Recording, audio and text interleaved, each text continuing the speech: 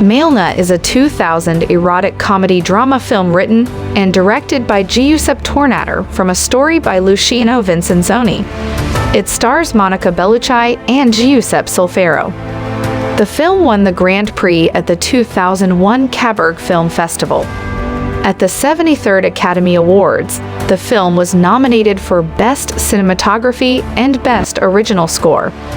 Malena is an unforgettable story of a young lad's journey into manhood surrounded by chaos of World War II and the most beautiful girl in a sleepy Italian village, Malena.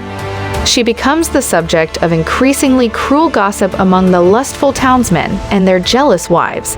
But only the lad, Renato Amoros, will learn of her mysterious story.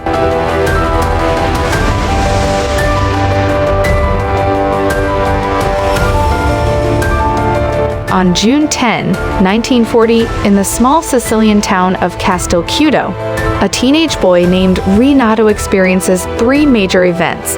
Italy enters World War II, he receives a new bike, and he first sees the beautiful and sensual Malena, who is the most desired young woman in town. Her husband is in the armed forces fighting the British in Africa, and she lives alone. Because of her looks and her solitary status, she is an object of lust for all the town's men and of hatred for its women. She keeps an eye on her infirm old father who lives alone, until he gets an anonymous note slandering her, which causes him to reject her. Renato becomes obsessed with Malena, spying on her in her house and stalking her when she leaves it. To fuel his erotic fantasies, he steals some of her underwear from her clothes line. When his parents find it in his bedroom, they become upset and try to break his fixation.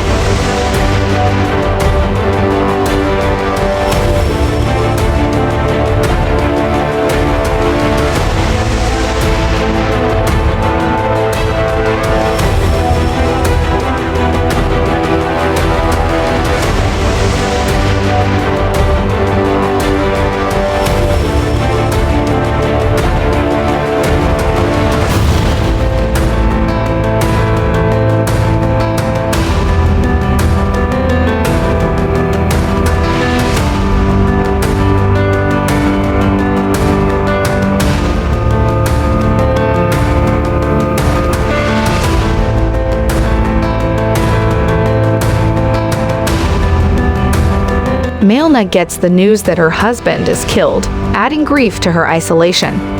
Rumors grow around her, which she unwisely fuels by allowing an unmarried Air Force officer to visit her after dark.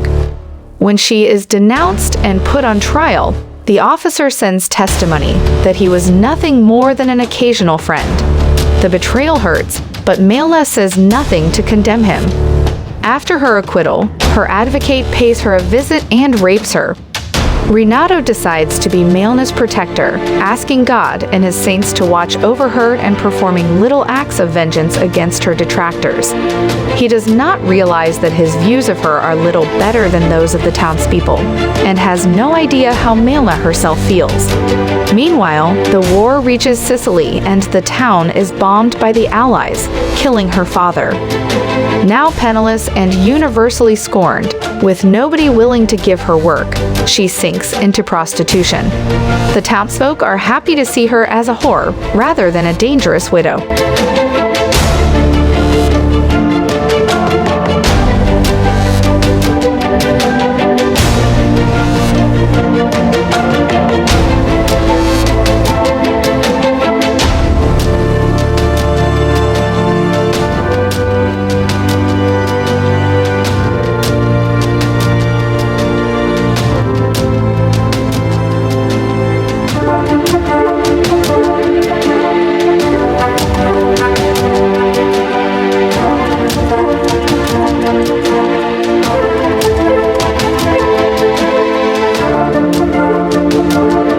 When Nazi forces occupy the town and Renato encounters his idol with 2 German soldiers, he faints.